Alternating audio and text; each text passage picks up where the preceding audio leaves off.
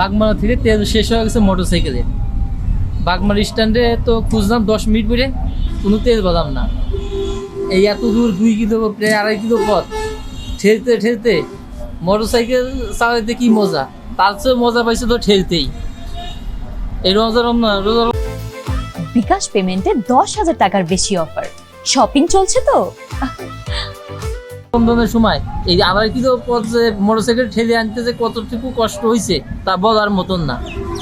এক সময় মনে হয়েছে মোটরসাইকেল চাঙা দিয়ে ফেলা থুয়ে যায়, চলে যায় পানিতে, না পেতেছি ফেলাবে, না পেতেছি কোনো কিছু করবার। এখন ঠেলতে ঠেলতে আইসি মুরগি ফার্মে, গাম তো ধরছে অপরন্ত ক্লান্ত শরীর। এখন একজন তো গেল তেলের সন্ধানে মোটরসাইকেল ফেলা থুয়ে, আমি আছি মোটরসাইকেলের কাছে। এখন সে যদি তেল পায় আরামে বাড়ি যাইতে পারবে, আর যদি তেল যদি না পায় আবার সেই ঘোড়া দাপড়ানোর মতন ঠেলতে ঠেলতে নিয়ে যাইতে হবে। কিছু করার নাই, এখন তেল যদি না পাওয়া যায়, এখন তেল পাইতেছি না, এখন একজন গেছে আনতে, এখন কি করবো? আর মনটা তো খারাপ হবেই। 2 কিলোমিটার যে কতটুকু যে কষ্ট হয়েছে, কতখানি যে কষ্ট হয়েছে বলার মতন না। মনের দুঃখে এই ক্লান্ত শরীর নিয়ে মুরগি ফার্মে এসে একটু রেস্ট নিতেছি, একটু বাঁশি বাজাইতেছি। আসি বলতে প্রায় 2 কিলোমিটার গাড়ির ধাক্কা নিয়ে আসলাম, কোথাও লুজ তেলে পাওয়া যাচ্ছে না, পাম্পে তো নাই, এসে দেখলাম 2 কিলোমিটার গাড়ি থেকে নিয়ে আসলাম, অবস্থা খারাপ।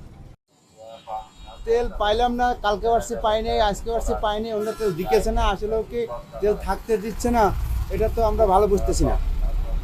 এই তেলের বিষয়টা আমরা মনে করি বাংলাদেশ সরকারকে একটু গুরুত্বপূর্ণ সহকারে দেখার দরকার, তদারকি করার দরকার যে এই বিষয়টা আসলে কি হচ্ছে। আমরা সাধারণ জনগণ এই 2 লিটার তেল নিয়ে জরুরি একটা কাজে বাইক নিয়ে যাওয়া আশা করি, কিন্তু পথের মাঝে দেখা যায় গাড়ি নিয়ে বসে থাকতে হয়। তো এই বিষয়টা আপনারাও ভালো করে একটু তুলে ধরবেন। মানে তেল নাই, এটা খোঁজ নিতে নিতে তেল শেষ হয়ে যাচ্ছে, মানে এমন একটা কন্ডিশন। মানে বাইক নিয়ে আসি, দেখি তেল নাই, আবার বাসায় যাচ্ছি, এভাবে করতে করতে তেল যেটুকু ছিল ওটুকু শেষ, এমন একটা কন্ডিশন হয়েছে। এখন এনাদের কাছে আসলাম, বলতেছে লোড হয় নাই, এখনো আসবে, তারপর দিবে, মানে অনেক টাইম কনজিউমিং একটা বিষয় হয়েছে। আর দুর্ভোগ তো হয়েছেই, জিনিসপত্র তো মানে এমনি লোকাল আছে বন্ধ, মোটরসাইকেলে যাতায়াত করবো সেটাও বন্ধ।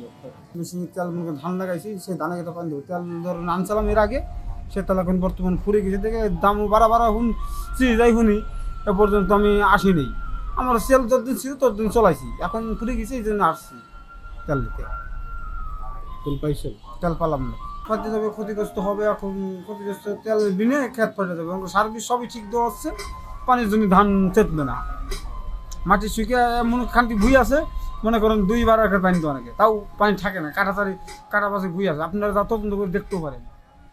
আর তেল নাই, আমাদের গাড়ি ঘোড়া বন্ধ, ঈদের সামনে আমরা কিভাবে চলবো? বাচ্চা কাচ্চা মার্কেট করার রাখতেছি, তেলের ব্যবস্থা করে দেন আপনারা। দুর্জয় কুমার দে, আমি ফিলিং স্টেশনের ম্যানেজার পদে আছি। তো গেল বৃহস্পতিবারে সর্বশেষ তেল পাইছি, বৃহস্পতিবারের পরে আর কোনো তেল পাইনি। শনিবারের দিন ডিপো অবরোধ ছিল, আজকে রবিবার, আজকেও বেলা 12টা পর্যন্ত অবরোধ। এইমাত্র অবরোধ খুলছে, কিন্তু পর্যাপ্ত তেল আমার দিচ্ছে না। 13,500 লিটার তেল দিছে এখন অব্দি, তাও গাড়িতে লোড হয়নি। 2টা ফিলিং স্টেশনের নামে পর্যাপ্ত তেল পাচ্ছি না, যার কারণে যতটুকু তেল আসতেছে এই তেল দেওয়ার সময় কাস্টমার এবং বাইরের লোকের এতটাই চাপ থাকে যে আমাদের নিজেদেরকে নির্যাতিত হতে হয়। তা আমি আজকে এনডিসি স্যারের সঙ্গে কথা বলছি যে স্যার আমাকে প্রশাসনের সহযোগিতা দিতে হবে, নতুবা আমি মেশিন চালু করতে পারবো না। এখন দেখা যাক তেল আসার পর কি পরিস্থিতি হয়। মাত্র 4,500 লিটার ডিজেল আজকে আমি উত্তোলন করতে পারছি।